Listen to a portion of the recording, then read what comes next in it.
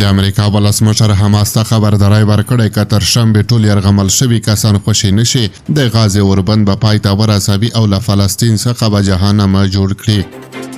سلامونه ستړي مشئ، وخت مو په خیر. پام وکړئ د پښتو نیوز یوټیوب چینل څخه د نن ورځې تازه او مهمو خبرونو ته.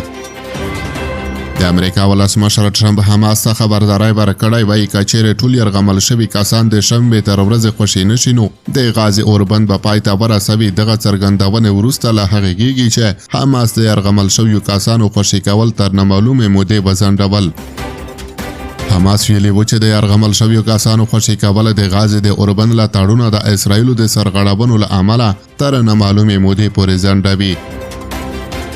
د حماس د دغه پریکړې په غبرګون کې ټرمپ له رسنیو سره په خبرو کې ویلي که د شنبې په ورځ د غرمې تر 12 بجو پورې ټول اسرایلي یرغمل شوي کسان خوشي نشي نو وضعیت به له کنټرول څخه ووځي.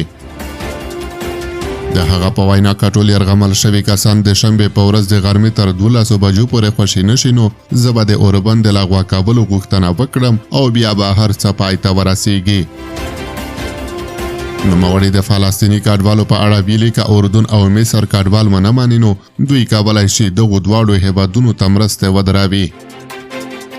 هغه ویلي چې د غازې ملکیت لپاره د نوموړي د پلان په چوکاټ کې بې ځایه شوي او د سیمې اوسیدونکي هلته د بیرته ستنېدو حق نه لري.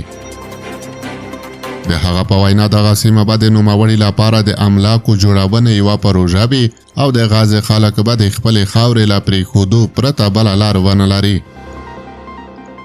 په دې تړاو په اسلام آباد کې د طالبانو د تیرې دورې سفیر عبدالسلام ضعیف ویلي که ټرمپ په رښتیا غواړي چې په منځني ختیځ کې امن راشي نو د فلسطینیانو بې ځایه کول یې د حل لاره نه ده.